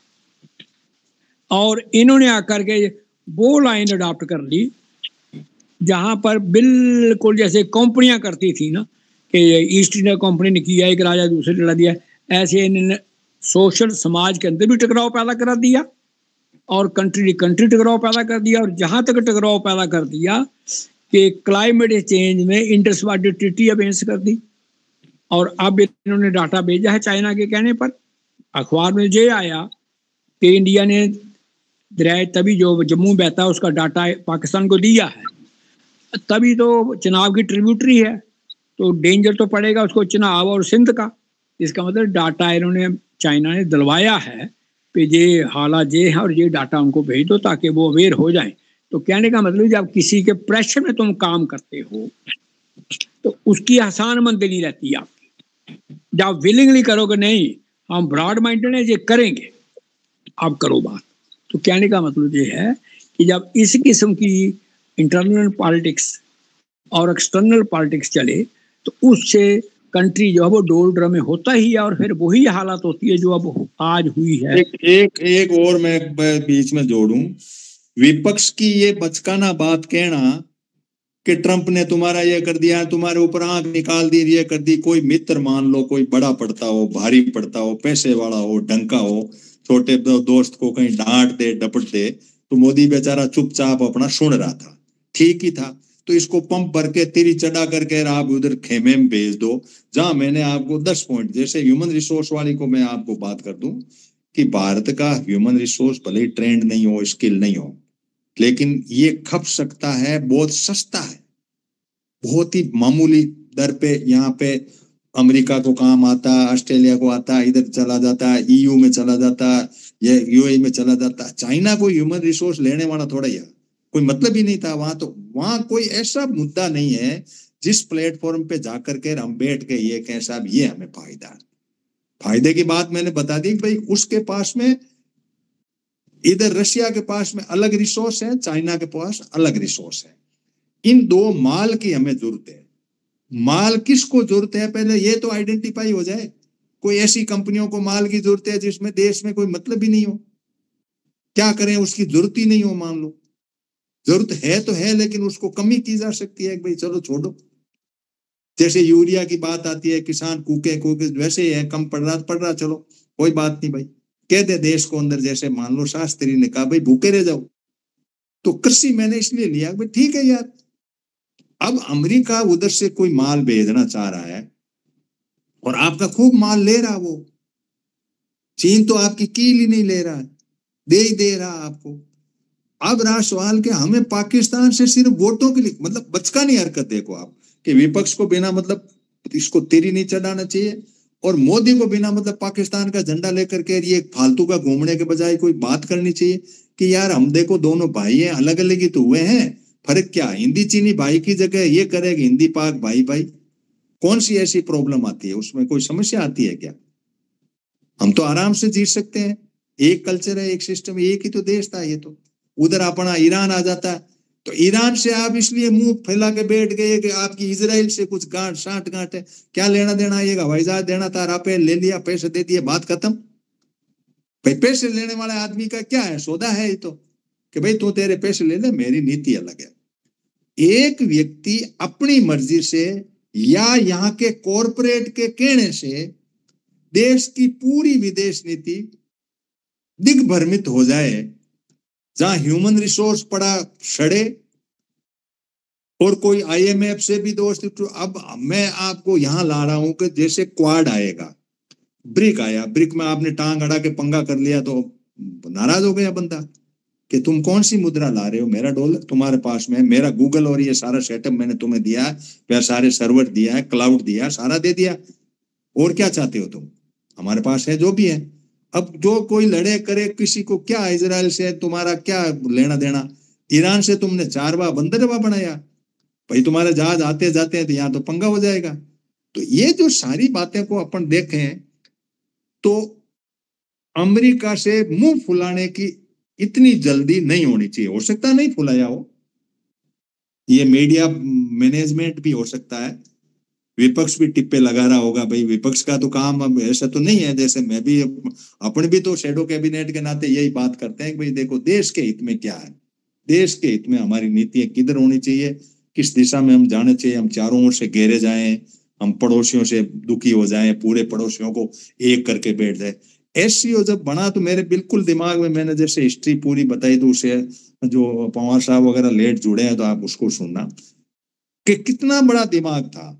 जो ही रूस टूटा, 5 लोगों को कहा अच्छा तुम्हारे देखो आपस में लड़ो मत, मेरे पास आ जाओ, हेडमास्टर बन गया। जो ही बारिश की खिटपिट थोड़ी सी देखी, तू पैसे ले जा, मेरा दोस्त आ जाना। तो दोस्ती का विस्तारवाद का एक तो तरीका है दोस्त, पैसा और नाटो। आपने कह दिया कि इसके 700 बेस है वर्ल्ड में, डंडा लेके घूमो। एक ये हो कि रिसोर्स भी कब्जे हो जाए, पैसा भी दे दो, तो कौन सी नीति भारी पड़ रही है? भारी तो चीन की पड़ रही है, धरती खोद रहा, समुद्र खोद रहा, अगला वो लड़ा करके उनका माल लूट रहा, लुटेरा अलग माइंडसेट है, ये अलग है, सबको अपना मिला के न, तो मतलब रूस को भी अपने तरीके से कंट्रोल करना। तो ये बड़े सवाल है, हमें एक या तो तटस्थ वे में चले जाना चाहिए था, हम कोमा में चले जाते ज्यादा ठीक था, भाई जाओ जी इसके बाद गाल लेना, इसको ये कर देना, उसको कर देना। अब ह्यूमन रिसोर्स इतना बड़ा सड़ रहा है, अमेरिका ले रहा था, आपकी टांग अड़े, उसको रेवेन्यू है, बहुत भारी रेवेन्यू है, अमेरिका के बच्चे पढ़ते हैं, बैठ के बात करते हैं कि देखो थोड़ा सा जो है ना H1B वीजा जो है उसको थोड़ा ठीक कर दो हमारे, क्यों उन्होंने H1B वीजा में टांग अड़ा दी, क्या आपके वहां का डिग्री वाला मेरे यहाँ डिप्लोमा कहलाएगा, एक लोअर ने पोस्ट, मेरा आदमी वहां पे होगा तो स्वाभाविक है, अपने अपने देश अपने अपने तरीके से सोचते हैं। आप वाला आदमी इतना जानता ही नहीं है, कचरा है तो उस कचरे को पाड़े वही अच्छा है, उस धरती का यूज करने दे वही अच्छा है, 5 रुपए दे ही रहा है, डॉलर के रूप में दे रहा है, प्रॉब्लम कहाँ है? गरीब आदमी को तरीके से सोचना चाहिए, ये मेरा है। ये शक्य बगाड़ना और विश्व गुरु होना, विकसित भारत होना, यार क्या जनता को बेवकूफ बना रहे हो? जनता सारी समझती है, सबको पता है कहाँ किस जगह है, सब आपके 80 लाख लोग जो है, 80 करोड़ लोग आपके 5 किलो पे पड़ रहे हैं, सारा कुछ पता है लोगों को, ऐसा थोड़ा ही है कि नहीं है। तो ये सारी, तो पवार साहब अब आप इंटरवेन करिए, रूपचंद जी उस पर टिप्पणी देंगे। मैंने काफी कुछ बातें, आप जुड़ना चाह रहे थे, मेरा थोड़ा फोन गड़बड़ होने से गड़बड़ हो गया था, वो पता नहीं मैंने छेड़खानी कर ली फोन पे, इससे काफी लोग नहीं जुड़ पाए। तो खोलिए माइक, पवार साहब क्या कहना चाहें? नमस्कार सभी को। अभी जो हम बात कर रहे हैं चौल साहब, और तो चाहे कुछ भी हो, लेकिन अमेरिका कह क्या रहा कि साहब आप रूस से तेल खरीद रहे हो, और तेल भारत सरकार नहीं खरीद रही, वो लाला की कंपनी खरीद रही है, एक बढ़िया की कंपनी खरीद रही है, और उसका बेनिफिट भारत को नहीं हो रहा, उस व्यक्ति को हो रहा है जो खरीद रहा है, रिफाइन कर रहा है। उसमें अकाउंटेड तेल भी आ रहा है, अनअकाउंटेड भी आ रहा है नंबर 2 में भी, क्योंकि सरकार के तरफ खरीदा जाता तो फिर वो सारा ऑन रिकॉर्ड आ जाता। तो बहुत सारे टैंकर, बड़े बड़े टैंकर जो है वो वैसे भी आते हैं नंबर 2 में भी, और वो रिफाइनरी में सीधे आ जा रहे हैं। तो अमेरिका क्या कह रहा है कि भाई आपने मतलब जो खरीद रहे हो उसका बेनिफिट अपने जनता को तो दे नहीं रहे तेल खरीदने का। तो वो जब जनता को नहीं दे रहे, एक बिजनेसमैन को दे रहे, तो नाराजगी तो उसकी होनी स्वाभाविक है। और फिर नाराजगी आप देखो, जिस दिन तक ऑपरेशन सिंदूर रुकवाया, वो कहता है मैंने रुकवाया, माने कोई या ना माने, उसका कहना है कि मैंने रुकवाया, लेकिन उससे पहले एक और भी हालात है। उसी व्यक्ति की जो टीम है, उसी लाला की टीम या उसी बिजनेसमैन की टीम जो है अमेरिका में गई हुई थी 5 दिन पहले से, और वो ये कह रही थी कि हमारे जो मुकदमे हैं उन्हें सेट राइट कर दो। वो उसने किए, उसने एश्योरेंस दिया, ठीक है तुम ये वार रुकवाओ, मैं ये तुम्हारा मुकदमा रोक देता हूँ, मैं नहीं करूंगा, अरेस्ट नहीं करूंगा। इसीलिए उसने, अंबानी ने अपना पद भी छोड़ दिया उसका, क्योंकि अरेस्ट उसको होना पड़ता जो हेड उसको बना बैठा है। तो अभी ये तो अंदर की बात है, ये तो खुल के ना मोदी कह रहा ना वो कह रहा कि साहब जो है हमने जो है मतलब अंबानी के लिए वार रुकवाई या अंबानी तेल ले रहा है। लेकिन एक बात और है, हमें तो कंसर्न ये है कि भाई ये जो सरकार करती है वो बिजनेसमैन की कीमत पे नहीं करती, जो कुछ भी करती है वो किसानों की कीमत पे क्यों करती है। अभी कॉटन का आपने बता ही दिया भाई, और हमारे पिसेगा कौन इसमें, सबसे ज्यादा मजदूर पिसेंगे, उनको बेचारे को ले ऑफ होगा। जो हमारे सप्लाई है, हमारी रॉ मटेरियल है, हमारी कपास जो बिकती है वो सफर करेगी, जो मखाना वखाना झींगा मछली जो हमारी जा रही वो सफर करेगी। अल्टीमेटली मतलब नुकसान तो बिजनेसमैन को भी होगा, ऐसा तो नहीं है कि भाई पानीपत के जो टेक्सटाइल वाले हैं उनकी दुकान बंद होने की, मिल तो उनकी भी बंद होगी, वो जो मतलब जिनके सपोर्टर है वो तो एक अलग इशू है, लेकिन वो तो कुछ दूसरा रास्ता ढूंढ लेगा। चीन में क्या, चीन के सारे प्रोड्यूसर थोड़े, ये खिलौने जितनी सारी बकवास चीजें यहाँ भारत में आती है वो सारे इंडियन ही बिजनेसमैन गए वहां पे बनाने के लिए, वहां जाके बना रहे हैं, यहाँ लेकर आ रहे हैं। तो लड़ी ले आओ, पटाखे ले आओ, मांझा ले आओ, सारे खिलौने ले आओ, क्या है ये, कोई प्रोडक्टिविटी है क्या ना मतलब इंडिया को कोई प्रोडक्शन। अभी चौधरी साहब यही कहना है भाई हमने तब क्यों नहीं देखा जब इन्होंने जो है, जब ईरान से इन्होंने समझौता तोड़ा और ये कहा भाई ईरान से हम नहीं लेने के, इजराइल से हमें दिक्कत है, हम रूस से लेंगे। तो कितना इफेक्ट हुआ, हमारी बासमती उसी टाइम जो है जो ईरान को जा रही थी वो 4400 रुपए क्विंटल जो 2013 में बिक रही थी, वो 2014 में 1800 रुपए में आ गई, क्योंकि ईरान से समझौता तोड़ा गवर्नमेंट ने, बासमती बंद हुई किसान की। अभी आज तक वो 4400 रुपए पर नहीं पहुंची चौधरी साहब जो है, कहाँ 2014 कहाँ 2025, 11 साल जो है किसान पिट रहा है और किसान को होश नहीं है। हम बात करते पूछते हैं कि हमारी तो चाहे ना बिके, चाहे हमारी 100 रुपए किलो बिके, हम तो वोट जो है भाजपा को ही देंगे। यानी इतनी बेवकूफी कहाँ तक की है, इतना मतलब, और जो बेवकूफ है जो वो रहे, लेकिन औरों का भी नाश पीटते हैं। मतलब एक गरीब आदमी बेचारा जो है काश्तकार रो रहा है, मतलब यूरिया नहीं मिल रहा, खाद नहीं मिल रही, जो कुछ भी उसकी पैदा हो रही थी वो भी नहीं जा रही, सारी की सारी यहाँ डंप होने लगी। और आपको पता है 2014 में वो 18 रुपए किलो खरीद करके रामदेव ने, और वो ही 105 रुपए किलो बेची बासमती, 18 रुपए किलो खरीदी रामदेव ने, और उसका जो पतंजलि का बासमती का कट्टा था वो 5 किलो का, वो 500 कुछ रुपए का था, 560 या 515 रुपए का। अभी वही मतलब हम ये क्यों ना कहें कि साहब जो रामदेव ने ही कराया है, एक समझौता ना हो ईरान के साथ, ये क्यों ना कहें, क्योंकि उसका बिजनेसमैन, उसका मतलब उसको तो प्रॉफिट हो गया, चाहे किसान का नाश पीट गया।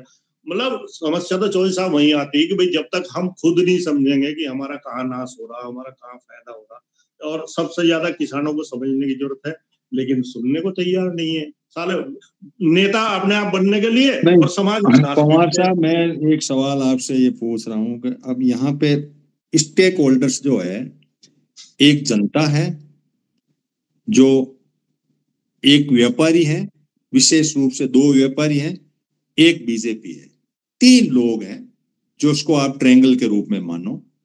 जनता का माइंडसेट हिंदू मुस्लिम में ट्रैक कर दे कोई आदमी, तो व्यापारी उसको दिखता नहीं है। कमाए तो कमाए, अपने क्या लेना, अपने तो हिंदू मुस्लिम करो, लट बजाओ और ये काम करो। धर्म और दूसरा, इस धर्म के चक्कर में ये जो सिस्टम है ना, पूरा सिस्टम के इस आदमी को, जो जनता थी उसको, आदमी को इतना बरगलाया, इतना मिसगाइड किया कि वो आदमी माइंडसेट के रूप में इंडिया के लोगों का इतना माइंडसेट बना ही नहीं कि मेरा माल, जैसे तेल कौन ला रहा है कौन नहीं कर रहा, किसी से कोई मतलब नहीं है, कोई लेना देना नहीं है। अच्छा, अमेरिका को भी कोई ऐसा नहीं, भारत की जनता को ये टैक्स का दे नहीं दे, वो कमाए कि ये कमाए, मतलब नहीं है इनको। तो ये है कि आपसी रंजिश का माइंडसेट बढ़ गया। ये जो पूरा ये कूटनीति और वो जनता साइड में हो गई, बरगला के दूर से धंधे लगा दी। ये कॉरपोरेट और ये दोनों मिलकर के, और मोटा मैं ये कहूंगा कि कॉरपोरेट के 2 लोगों ने इस आदमी को मुट्ठी में लिया और पूरे इंटरनेशनल मार्केट में इसको घुमाया, हवाई जहाज ले लेके, ये जा जाके, और सिवाय ट्रेड के कोई बात नहीं की। ईरान के साथ क्या बात करनी है, कोई मतलब नहीं। इजराइल से हमें कितना बात करनी है, कोई मतलब नहीं। चाइना के वहां जाकर के, क्योंकि मार्केट इनको है अडानी का, जैसे आपने कहा ना, यहाँ के बनिए वहां बना रहे हैं, फैक्ट यही है। वहां जाकर के ये कंपनी सेटअप करके बना रहे हैं, वही देख के ठीक है। अब उस आदमी ने, चीन ने उस टाइम सोचा कि मैं इनको एक कर लूं, एससीओ बढ़ा लूं और वहां कर लूं, ये कर लूं, करके धीरे धीरे अपनी गोटियां पीट की। इधर ये दूसरा जो है, ये इस माइंडसेट से चल रहा है। तो इस जनता को कौन समझाए कि तुम्हें पकड़ में ही नहीं आती बात। एथोलिन मिला दे जी, कटगरी का छोरा पैसा ले जाए। अब इस पूरे सिस्टम के अंदर एक सवाल ये बनता है कि जिसको मैं डीपी सिंह जी से लेऊंगा इसका जवाब, कि एक व्यक्ति की हैंकड़ी, चाहे वहां ट्रंप की है और चाहे यहाँ मोदी की है, मोदी की हैंकड़ी की चाबी बनियों के पास। अब एक व्यक्ति की हैंकड़ी के कारण से हम आज जो है 31 तारीख को पूरा आमूल चूल विदेश नीति बदल रहे हैं। इसलिए मैंने टॉपिक लिखा, आज का दिन भारत के लिए ऐतिहासिक दिन है। आज का दिन इंडिया के लिए बहुत बड़ा दिन गया हुआ चाइना वो। तो साहब मैं ये और कहना चाहता हूँ कि देखिए, अमेरिका का डिसीजन जो है वो ठीक है, ट्रंप का व्यक्तिगत हो सकता है या देश के लिए भी हो सकता है, लेकिन आप देखो, मान लो ना फार्मास्यूटिकल चाहिए, तो उन्होंने ये डिसीजन लिया कि फार्मास्यूटिकल्स पर नहीं बढ़ाई उन्होंने पेनल्टी, क्योंकि अमेरिका के जो बीमार हैं, मरीज हैं, उन्हें जरूरत है, तो उस पर नहीं बढ़ाई उन्होंने। और जहां तक कमीज है आपकी, कॉटन वाला जो टेक्सटाइल वाला है, भाई यहाँ से नहीं जाएगा, बांग्लादेश से जाएगा, कोरिया से जाएगा, वियतनाम से जाएगा, 4 अल्टरनेट है, उसके बाद उसके ऊपर बिठा दी। ये मतलब भारत सरकार ये क्यों नहीं सोचती कि भाई हम जो हिसाब से डिसीजन लें कि भाई जिससे हमारे किसी सेक्टर का नुकसान ना हो। अब अमेरिका के नागरिकों को दिक्कत होगी ऐसा तो नहीं है, खैर इतना अच्छा प्रोडक्ट आपका था टेक्सटाइल में, उतना अच्छा वहां से नहीं मिलेगा, थोड़ा महंगा मिलेगा, ऐसा भी नहीं है कि उसका विरोध नहीं है, लेकिन फिर भी उनके डिसीजन जो भी है वो ये कंसिडरेट करके करते हैं कि भाई हमारे सिटीजन्स को क्या इफेक्ट पड़ेगा इसका। यहाँ पे ये इसलिए नहीं हो रहा चौधरी साहब कि धर्म, आपने जैसा कहा धर्म धर्म धर्म, अभी ये एक बस लास्ट लाइन एक सिर्फ, कि धर्म की बात जहां तक है, गोल कर ये कह रहे हैं कि हिंदू धर्म का, हिंदू शब्द से कोई मतलब नहीं है, हिंदू धर्म नहीं है, ये गोलवलकर ने कहा संघ के, मैं नहीं कह रहा हूं इसको। अभी हम अगर पीछे जाएंगे तो वास्तव में हिंदू तो बौद्धिस्ट का नाश करके, बुद्धिज्म का खत्म करके हिंदुइज्म बना है। भाई अगर तुम धर्म परिवर्तन की बात करके सत्ता में आना चाह रहे तो फिर वो बौद्धिस्ट क्या गलत है, वो क्यों नहीं कहेंगे कि भाई हमारा भी तो धर्म परिवर्तन कर दिया तुमने, हिंदू बना दिया, हम तो बुद्धिज्म में जाएंगे और जा रहे हैं और जाएंगे, कब तक रोक लेंगे। खैर ये मतलब अंतरराष्ट्रीय यही होता है कि जहाँ सोशल अवेकनिंग आती है वहां रिलीजन को खड़ा किया जाता है, और वो ज्यादा दिन चलता चलाता नहीं है चौधरी साहब, या तो फिर वही लास्ट वाली लाइन है कि थोड़े दिन और झेलना पड़ेगा, क्या किया जाए। चलो ठीक है। आप रूपचंद जी, एक वीडियो में सुन रहा था, हम चीन पे जा रहे हैं ना, तो हिंदू धर्म खत्म होकर के बौद्ध धर्म होगा। इस पे थोड़ा सा आप बाद में करना टिप्पणी, तब तक आप सोच लो। बौद्ध धर्म को जो है ये अब प्रचार होगा भारत में, बौद्ध धर्म होगा, ये कब ये खुदेगी सारी जो है ना ये इधर उधर की। तो डीपी सिंह जी बताओ कि एक आदमी की नेतागिरी, एक आदमी की बेवकूफी या एक आदमी को गले मिलने की आदत है, इसको अब की बार ट्रम्प सरकार इस पागलपन के दौरे में जिसकी चाबी दो बढ़िया लेके घूमे और हम बिना मतलब ही उसमें लाल कारपेट के चक्कर में चीन चले गए। और चीन वाला हमारे को समझ में ही नहीं आ रहा है यार, अगला आदमी दाया दापा मस्त आदमी है, वो तुम्हें क्या मानने, क्या तुम्हारा उसमें है, इतनी बड़ी पॉपुलेशन है उसमें अपनी मैनेज कर ली और अपने यूं ही टांग अड़ा के बैठे हैं। तो इस मोदी दरबार का हम सोचें कि है या ये तो यूं ही नाटक है छोटा मोटा कि नहीं साहब, अभी ये यूं ही कर रहा चाह रहा है, देख रहा है डोभाल और ये दोनों गए हैं चीन, तो ऐसा कुछ देश को खतरा नहीं है। वापिस ट्रम्प साहब भी थोड़े ठंडे पड़ जाएंगे और दो का मन मुटाव है वो ठीक हो जाएगा और भारत के लिए ये चीजें ठीक हो जाएगी। डीपी सिंह जी सबको नमस्कार। आप एक बात बताओ कि मोदी की मौज मस्ती में कोई कमी है? उसका तो वही स्टाइल है, वही मौज मस्ती है। डोभाल का भी और क्या नाम है विदेश मंत्री के लड़कों का भी, इनका किसी का कुछ रुतबे में कमी आई हो तो बताओ। और इन्हें यही काम करना, इनका रुतबा तो वहाँ का वही है। देश भाड़ में जाए ना, पहले देश की सोच रहे थे ना आप सोच रहे। धर्म में बहकाए रखा, धर्म के भी ना ये कोई अगर कहे ये धर्म के है, ये धर्म के भी नहीं। धर्म तो केवल इन बेवकूफ हिंदुस्तानियों के लिए है, बाकी इनके लिए कुछ नहीं है। रही बात उसकी चाइना की, ये इधर से रैपेट लगेगा तो उधर जा लगवाएंगे, उधर भी रैपेट लगना फिर इधर से लगेगा। ये हमारे यहाँ कहना नहीं चाहिए उन शब्दों का, जैसे वो शेड्यूल कास्ट वाला मामला कि इधर रैपेट लगा तो इधर आपका मारिए ये लग गया। वो स्थिति होनी है इस देश की, और ये देश का बेड़ा गर्क करके जाएंगे, या फिर ऐसे उद्योगपतियों को इतना संपन्न कर देंगे कि सरकार वही बनाएंगे, वो चूहा बैठाएंगे देश में और फंडिंग वंडिंग करके जुगाड़ करके सारे काम वो करेंगे। और मैंने यहाँ डीपी सिंह जी मैं थोड़ा सा आपको रोक के, सवाल बहुत बड़ा सवाल आपने कह दिया। ये मोदी जी की कहानी नहीं है, ये जनता के माइंडसेट की कहानी है। जनता जिस बात पे ताली पीटे और वोट दे उस पे मोदी जी चलता है। इसलिए हमें उस माइंडसेट से सोचें कि ये वो आनंद उसको पता है आनंद मेरी कहीं भी सरेंडर हो सकता है। इस आदमी ने यहाँ के लोगों की माइंडसेट को कैप्चर किया कि यहाँ का माइंडसेट क्या है, ये लोग किस माइंडसेट से हैं। तो आरएसएस के लोगों ने ये दिमाग लगा करके ये पूछा कि यहाँ के लोगों का ये है कि जिसमें ये कोई राजा बना दो, बना करके तो व्हाट्सएप यूनिवर्सिटी से इनके डेटा हो रहे हैं, इनका डिजिटली सर्विलेंस है पूरा का पूरा। तो ये वही बात कर रहे हैं। हो सकता है कि मोदी जी चीन यूं ही गए हो, जापान गए तो चलो बीच में से होते हुए आ जाएंगे, 2 दिन की कहानी है। और भी कोई उसमें होगा तो रूस से थोड़ी और बात कर लूंगा कि थोड़ा तेल ज्यादा दे दे, और बाकी का जरूरत है नहीं। चीन से अपने क्या है, नहीं है तो नहीं है, पड़ा रहेगा। दुनिया व्हाट्सएप यूनिवर्सिटी क्या कहती है कि तुम चीन में क्यों दोस्ती कर ली, तुम्हारा नुकसान, अपन कह रहे हैं ना इतने टाइम से। तो ठीक है वो दोस्ती काहे की, गया चला गया, मैं तो यूं ही चलते रास्ते गया था, उधर से तो उधर से गेड़ा लगा के आ गया। तो ये बेलारूस रूस से है तो रूस से मैं बात कर आऊंगा ढंग से। रूस के हमारे बीच में कोई 2 बात होगी तो सुन लेंगे हम उनका। अब इस बीच में एक आदमी को लगा रखा होगा इसको अमेरिका के लिए कि ऐसा कर, इसको पटाए रहे कि भैया मैं तो यूं ही जा रहा हूँ। कई बार कूटनीति का ये भी एक हिस्सा होता है कि मैं यूं ही जा रहा हूँ, चीन का मेरा कोई लेना देना नहीं है, तुम तो ऐसे करो तो व्हाट्सएप यूनिवर्सिटी वाले लग जाएंगे। मोदी जी ने झटका बता दिया ट्रम्प को, मोदी जी ने ट्रम्प को सरेंडर कर दिया। अब ये माइंडसेट है। लंबी बात हमारे यहाँ नहीं है, चाहे धर्म के झंडे के नीचे आ जाओ और चाहे आरएसएस के नीचे आ जाओ, या माइंडसेट की ही प्रॉब्लम है।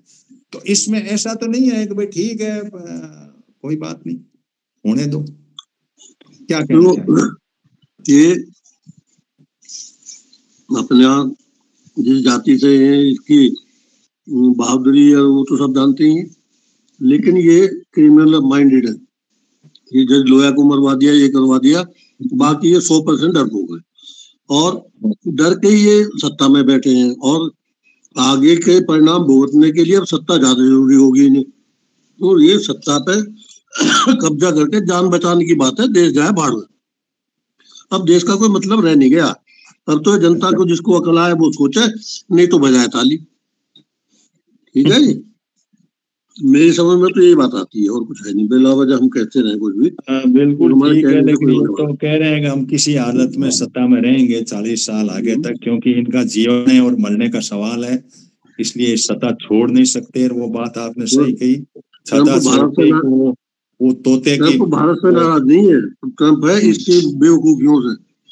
ये मतलब ये आदमी है, जब पहले एक बार गया, मिलने भी नहीं गया था, जब बाइडेन से मिलके चला आया और वो सजाए बैठा, तो ये तो मतलब ही आदमी है। वो जान गया मैं काय का दोस्त है। इनने तो हमेशा जैसे देश में गद्दारी करता है ऐसी करनी, तो सोचिए ऐसे चल जाए काम तेरा बाहर भी। ठीक है जी, थैंक यू। चलो रूपचंद जी, अब आप आ जाओ। अपन बहुत इधर उधर काफी घूमे हैं, देखा है कि ह्यूमन रिसोर्स में भी बात हो गई, मनी के ओरिएंटेड भी हो गई, कूटनीति। अब ये जो है इसमें ईरान वाली बात भी हमने बीच में ले ली, पाकिस्तान चल ही रहा है। पाकिस्तान की डिप्लोमेसी हमारे से काफी सुपर लगी। आपने पहले कह ही दिया कि हमारे नमस्ते करने के लिए रूस भी है, और वो हमें सेना को ही बुला रहा है अध्यक्ष को, लेकिन वहां हम अमेरिका में भी रखते हैं और चीन को भी हम कह रहे हैं। तो ये कितना छोटा एक देश है जो सबको गोली दे करके अपनी मस्ती में बैठा है, और अपन बड़े खुश हो रहे हैं कि ये जो है वो मर रहे हैं वहां, ये कर रहा। अच्छा, इनको कोई ये सिंधु घाटी रही है, कोई पानी वानी रुकना थोड़ा ही है, पानी तो अपने आप जाता है, किसी से कोई बाप से नहीं रुकता। ये तो नदियों में ही जाके रुकनी है। तो मतलब कहने का ये है कि हमारी जो कूटनीति एक व्यक्ति के कारण से खराब हो गई, या हमारी कोई लाइन थी, मोदी ने ही इसको भटका दिया, दिग्भ्रमित कर दिया कि यार क्या मतलब है विदेश नीति को बिल्कुल ही। अच्छा, मैं इस पे भी जा रहा हूँ रूपचंद जी, इसको भी सुनना है कि जयशंकर जो है अभी इस संसद के पहले 2-3 महीने पहले सब करीब करीब काफी देशों में घूमा है। ये डोभाल अपने तरह से घूमा है, जयशंकर विदेश नीति में, और ये अलग है, ये दोनों घूमे हैं। तो इन्होंने कुछ डेटा तो कलेक्ट किए हैं, कौन है क्या है। अब झगड़ा जैसे डीपी सिंह जी ने कहा, उसका भी काफी दम है कि ये दो बराबर के मित्र हो जाए ना, बड़बोलापन वाले, वो भी फर्रे फेंके, ये भी फर्रे फेंके, तो फर्रे फेंकने से क्या इधर जनता खुश होती है, तो कान में जाके कह देते हैं मैं गप ठोक रहा हूं ना, इससे तालियां पिटती है। सारे नेता ऐसा ही करते हैं, अब ये बोलो वो बोलो। तो उस स्थिति पे क्या है कि पब्लिक अपने लेवल पे सोचती है, इसको ज्यादा दिमाग वो उसमें दगाते नहीं कि लंबे वहां जाएंगे तो ऐसे होगा, रोजगार बेरोजगार कुछ नहीं, तालियां पीट लो और कर लो। विकल्प भी नहीं है पब्लिक के पास में, दूसरा कोई ऐसा है नहीं। तो पूरी दुनिया में जो चक्कर लगाया इसने, पूरी दुनिया में चक्कर लगाया, ना तो विदेश नीति के लिए लगाया, ना देश के लिए लगाया, केवल व्यापारियों के सेटिंग के लिए लगाया। इसने कोई काम ऐसा नहीं करा।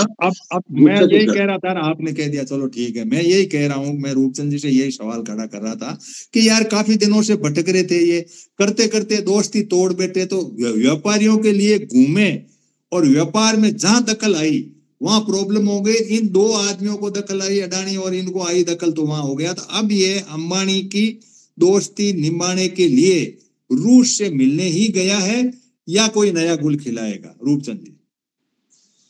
इसमें दो बातें जो देखने वाली हैं कि जब से 200-250 साल से जो अपना नया निज़ाम आया है प्रो मनी और पावर वाला, तो जितनी भी इंटरनल पॉलिसीज या एक्सटर्नल पॉलिसी, देशी नीति और विदेशी नीति जो बनती है, वो मनी और पावर को बैलेंस करके रखती है चल के। अब इसने गड़बड़ी क्या की है कि आप थोड़ी बात पहले कर देते हैं कि मनमोहन सिंह के वक्त तकरीबन फिक्की की मीटिंग होती थी, और सारे कैपिटलिस्ट जो आते थे बड़े 40, 45, 100, 200 जितने भी थे, वो बाकायदा प्राइम मिनिस्टर के सवाल बातें, सवाल जवाब वगैरह सब कुछ करते थे। अब उन 100 में से या 40-50 स्टाफ में से आप सिर्फ 2 को होल्ड करो, है तो आप pro money on the hold. मगर टोटलिटी में आप रॉन्ग ट्रैक पे चले गए, एक बात। और प्रो पावर में जैसे विदेश मंत्री जो है तकरीबन वो अपना फॉरेन यात्रा करती है, फॉरेन सेक्रेटरी, फॉरेन मिनिस्टर यात्रा करता है फॉरेन की।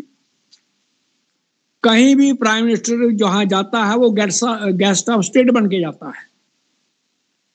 जहां पर रेलवे मंत्री भी प्रधानमंत्री बनता है, फॉरेन मिनिस्टर भी प्रधानमंत्री है, एजुकेशन का भी मिनिस्टर प्रधानमंत्री है, और कल्चर का भी प्रधानमंत्री है, और पेट्रोल पंपों में प्रधानमंत्री है। इसका मतलब यह है कि आपके दोनों कंसेप्ट, एक कलेक्टिव पावर और कलेक्टिव पूंजीवाद के उल्ट, इंडिविजुअल पूंजीवाद और इंडिविजुअल पावर, ये दो जो गड़बड़ियां आ रही हैं ना, कि जहां कलेक्टिव आ गए 150 हैं, देश को बना रहे हैं, ठीक है, सबके साझे हम, और सबके लिए पॉलिसी बराबर बनती है, और कैबिनेट जो बनती है सबको कैबिनेट में फैसला लिया जाता है, कैबिनेट को सबको कंसल्टेशन में रखते हैं, जहां पर तो सबको अंडर अंगूठे के नीचे रखना है कि जो मैं कहूँगा वही बात होगी। ये जो नीति है इसने आगे कहाँ ले गया हमें, कि वो हमें ले जाता है टुवर्ड डेमोक्रेटाइजेशन, नहीं, वो पर्सनल और सरेंडरिंग की तरफ जाएगा। एक तरफ हम अमेरिका के सामने सरेंडर हैं, और मिडिल ईस्ट में हम इजराइल के सामने सरेंडर हैं। एक अहिंसा परमो धर्म को मानने वाला, और जिसके जो अपना जो है इसका संविधान पे लिखा हुआ सत्यमेव जयते, उस संविधान की कसम उठाने वाला गाजा के जेनोसाइड पे चुप रहता है और वोट नहीं डालता वह यूएनओ में, इससे घटिया और क्या काम हो सकता है ये तो बताओ। और जब इजराइल या अमेरिका उस पर, ईरान पर हमला करते हैं, जहां तुम अपनी पोर्ट बना रहे हो, उसकी सपोर्ट में देखिए लफ्ज भी नहीं कह सकते। इसका मतलब जब डिप्लोमेटिकली तुम इतने पुअर हो, इतने कमजोर हो, तो बताओ ना फिर तुम्हारी इंटरनल पॉलिटिक्स की कहानी, जहाँ कोई इसलिए बाहर से आना पैसा कम हो गया, क्यों कि जहाँ पर जब मॉब लिंचिंग, हिंदू मुसलमान टकराओ, बुलडोजिंग चलती है, तो कहते हैं यहाँ पीस तो है नहीं। जब पीस नहीं है तो इंडस्ट्री क्या करने आएगी, ये बताओ भाई। जहाँ आती है वो साउथ में, वहाँ इनको टॉलरेट नहीं होती। तो कहने का मेरा मतलब है कि ये जो ऑनगोइंग सिस्टम है मनी और पावर वाला, उस मनी और पावर के फ्रेमवर्क में ही इसने आकर के उसको ज़्यादा उल्ट कर दिया है, जो अथॉरिटेरिज्म या तानाशाही तरफ ले जाता है। जैसे में सिर्फ सारे पूंजीपतियों में सिर्फ 2, और सारी जो कलेक्टिव शेयरिंग ऑफ पावर होती है उसमें 1। इस धारा से सारा काम जो सारा बिगड़ गया है। और जब तक हम इसको हम वापस ट्रैक में लाते तो पूंजीवाद का विकास नामुमकिन है।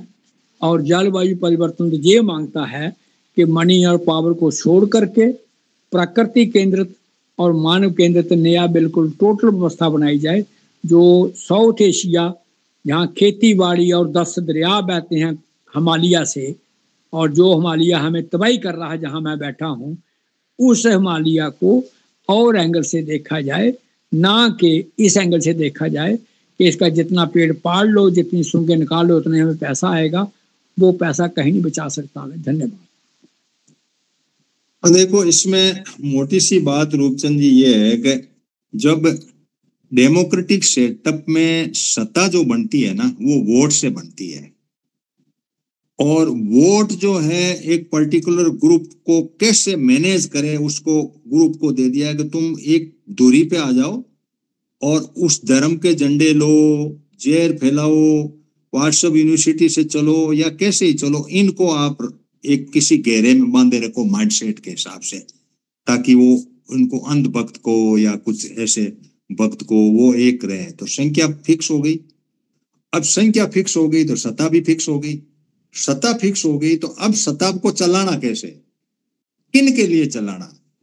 इन्होंने ये तय कर दिया कि भाई मेरा ग्रुप जो मुझे वोट देता है, जो आरएसएस माइंडसेट के लोग हैं या व्यापारी माइंडसेट के लोग हैं, उनको ले लेता हूं मैं पवार साहब आपके पास आ रहा हूं इस बात को लेकर के कि इन्होंने अपने लोगों को सब जगह एंगेज कर दिया, यूनिवर्सिटी से लेकर के नौकरी से, कहीं प्राइवेट के हिसाब से, लेटरल भर्ती से लेकर के सब वोटों को अपनी अपनी जगह इनको जैसे जहां फिट करना था कर दिया। ये आइडियोलॉजी थी इनकी और उनको अपना धंधे लगा दिया। वो दो रोटी का जुगाड़ उनके पास में हो गया। अब उन लोगों के पास खेती नहीं है जिनको इन्होंने एंगेज किया। खेती वाला एक ग्रुप, बहुत बड़ा ग्रुप साइड में बैठा है। तो इन्होंने क्या है कि इस ग्रुप को कोलैप्स करने के लिए, तोड़ने के लिए, इस ग्रुप को पालोगे जो निकम्मों की टीम है, तो बैठे बैठे खानों की टीम है, जिनको कोई मतलब नहीं है सिवाय व्हाट्सएप यूनिवर्सिटी, मंदिर, मस्जिद, हिंदू मुस्लिम इधर उधर करा करके जैसे तैसे लोगों को करना है। बूथ लेवल के बना दो, वो बना दो, वोट पटक लो, नकली पटक लो, फर्जी पटक लो, सत्ता को केंद्रित कर लो। ये जो है प्रकृति की गोद में बैठा हुआ किसान, पूरा देश जो है इस राजनीति की लालसा में, जैसा डीपी सिंह जी ने कहा कि तड़फन है एक कि किसी भी हालत में सत्ता रहे। तो इनका कन्फर्म हो गया कि ये लोग मुझे सत्ता नहीं देना चाहते, किसान और मजदूरों का कोई मतलब नहीं है। ये हड़तालें करके हमने अपनी पोल चौड़े कर दी, बता दिया कि हम तुम्हारी आइडियोलॉजी से खुश नहीं है, तुम जिस दिशा को पकड़ रहे हो नहीं है, नहीं हमें कोई भाव दे रहे हो। तो ये ग्रुप तो साइड में हो गया। इन्होंने संख्या गिन ली। संख्या गिनने के बाद में इन्होंने तय कर लिया कि मुझे इस ग्रुप को किसी भी बाई हुक एंड खुश रखना है। अब ये जो व्यक्ति खुश रहता है, जो इस ग्रुप में है, वो खुश रहता है पैसे से, खिलाने से, दूसरों से, तो पैसे चाहिए। पैसे इन्होंने कह दिया दो आदमियों को कि तुम कहीं से लाओ, चाहे तेल रूस से लाओ, चाहे किसी पे एयरपोर्ट ले लो, मेरे तो करा लो साइन, ये मेरी फौज है, इसको आप पाले रखो। ये बहुत बड़ा एक मंच है जो मुझे वोट के रूप में मिलेगा।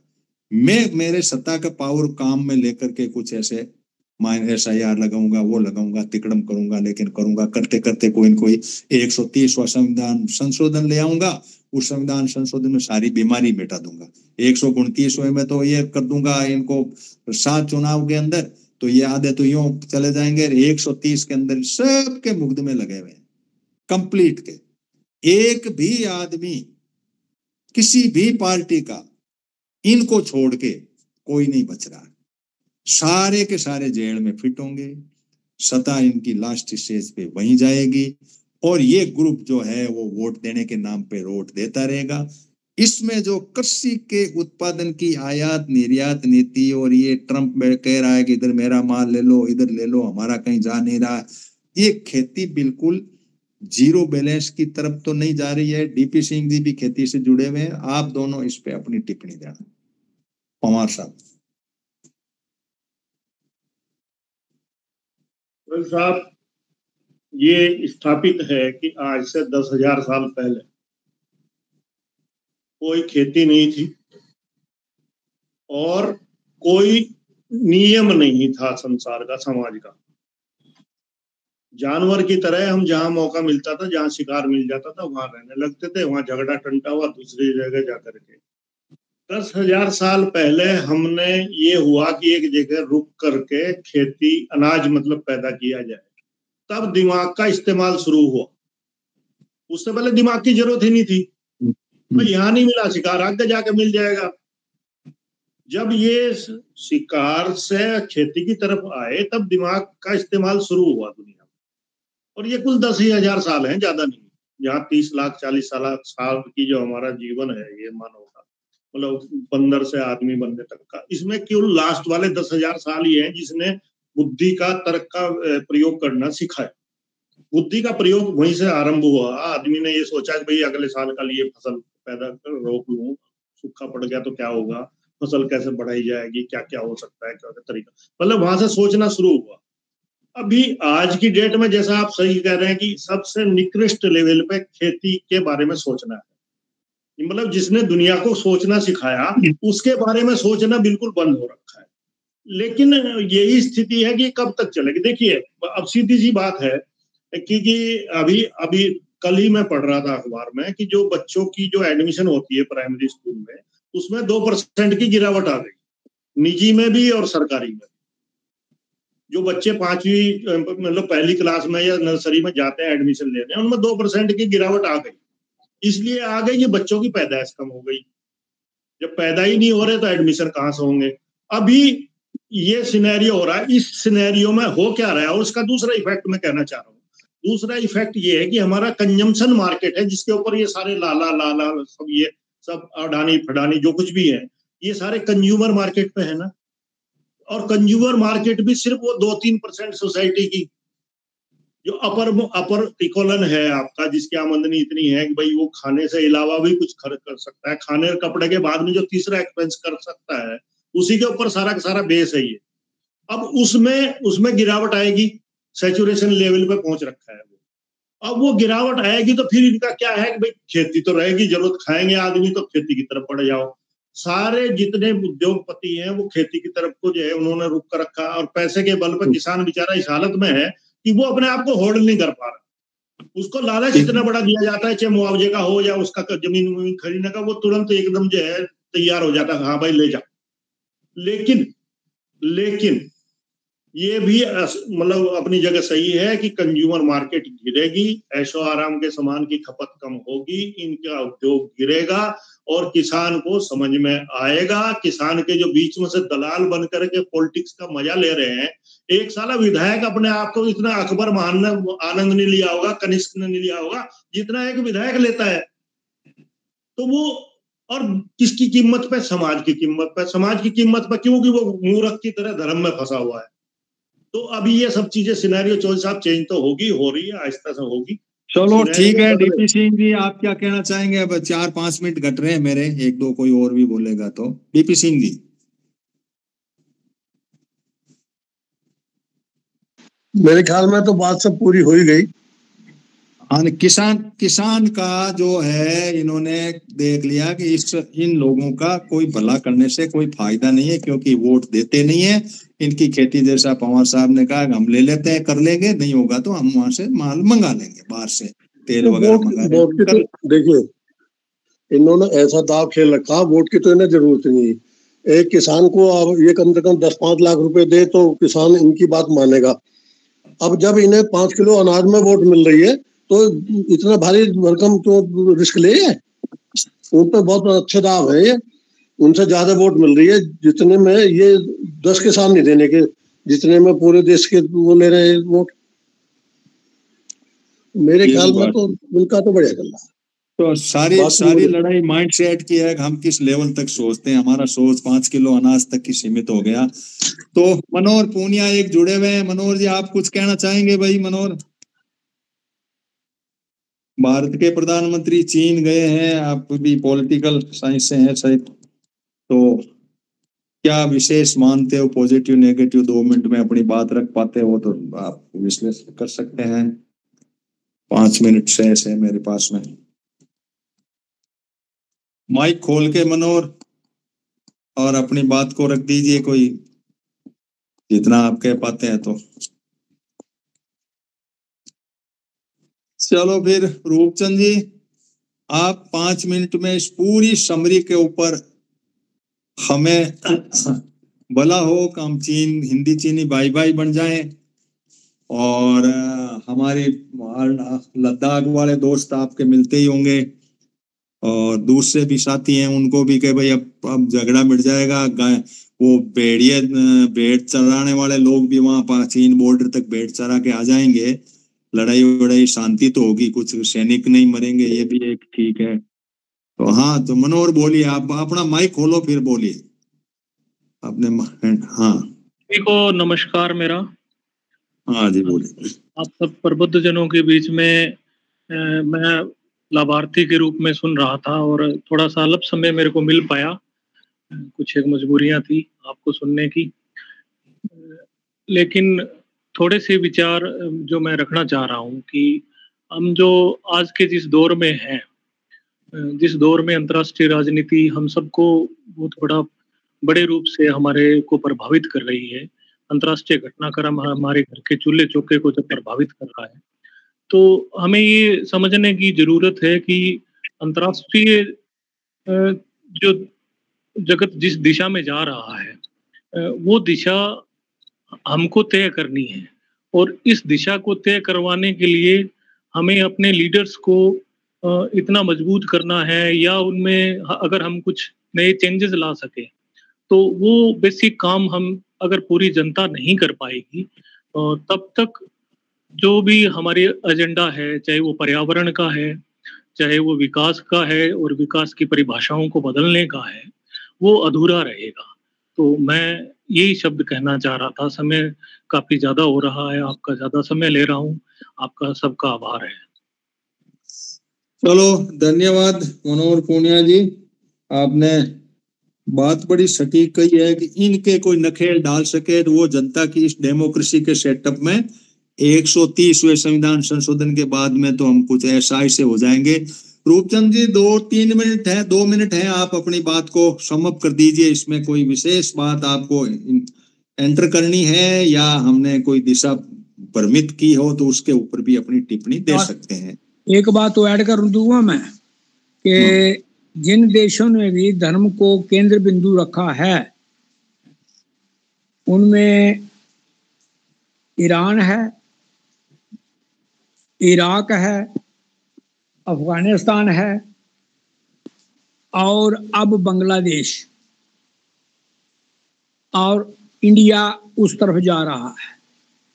इन देशों की क्या, पाकिस्तान उनमें से है, इन देशों की क्या हालत है माली तौर पर और इंटरनल तौर पर। ये देख लो आप कि बांग्लादेश की जो इनकम है, ये बता रहा हूँ 23 की बता रहा हूँ या 24 की, वो है $10,060 सालाना परचेजिंग पावर पैरिटी और हमारी है 11। और जहां पर ये बिहार में हल्ला कर रहे हैं, मैं आपको थोड़ा इंटरवेन कर दूं, 1 ही मिनट बचा है।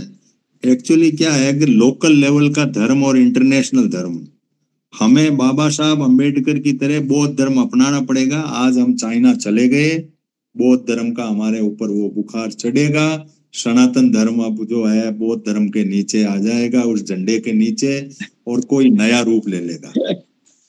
अच्छा, तो अब अपना उसमें ये है कि ये जो नई स्थिति आ रही है जिसमें धर्म और पूंजीवाद का सार का मेल कर जिनको आकर के ये जो जलवायु परिवर्तन वाला काम है, जहाँ किसान जिनकी सार जुगुलर वेन जो है वो क्लाइमेट है, कोई खेती क्लाइमेट के बगैर नहीं होती। अब जब 195 कंट्रियों ने ये फैसला कर दिया 2015 में कि हम धरती को 1.5 डिग्री तक गर्म करेंगे, तो फिर कहाँ ये धारणा आ जाती है कि जहां नहीं ना होगा तो वहां से मंगा लेंगे, वहां भी नहीं होगा। जब तापमान धरती का बढ़ेगा तो तकरीबन वो जब हर जगह 1.5 बढ़े, कई जगह ज्यादा बढ़ता है, कई जगह कम बढ़ता है, तो उससे क्या होगा कि अगर गेहूं वहां से मंगाए थे, वहां भी तापमान बढ़ने से गेहूं नहीं होगा यूक्रेन वगैरह रशिया में भी, और ना मैक्सिको में होगा। जहां अगर पैडी खत्म हो जाती है तो वहां भी नहीं होगी। तो कहने का मेरा मतलब है कि ये जो सरकारों की नीतियां 195 कंट्री के सिग्नेचर है वहां पर, उनमें से 2015 में भारत की सरकार भी वहां उसके दस्तखत किए हुए हैं कि हम धरती को 1.5 डिग्री गर्म करेंगे। तो 1.5 डिग्री गर्म करने का मतलब है कि किसानों का ये ब्लैक ब्रंट है, डेथ ब्रंट है किसानों के लिए, ये तैयार हो जाओ, हमारी फसल होगी नहीं। टाइम हो गया हमारा, समय की सीमा में हम बंधे हुए लोग हैं। अगले संडे फिर मिलेंगे इन्हीं सब बातों को लेकर के। अभी हमें 1-2 तारीख तक प्रधानमंत्री जी 1 तारीख तक क्या कह के आते हैं इस पे नजर रखनी है सबको। छाया मंत्रिमंडल के रूप में हम काम करते हैं। मेरा फोन खराब होने से कुछ साथी कम जुड़ पाए, ये भी एक रीजन रहा। तो धन्यवाद। चीन को फिर देखते हैं, मोदी जी के स्टेटमेंट अब व्हाट्सएप से या टीवी तो इनकी है तो कोई विशेष मिलना नहीं है, लेकिन बीबीसी वगैरह का कुछ इनपुट लेंगे या दूसरे जो भी हैं यूट्यूबर हैं उनसे हम लेंगे। धन्यवाद। ये नोटिस भी आ गया एंड करने का। Thank you to all of you.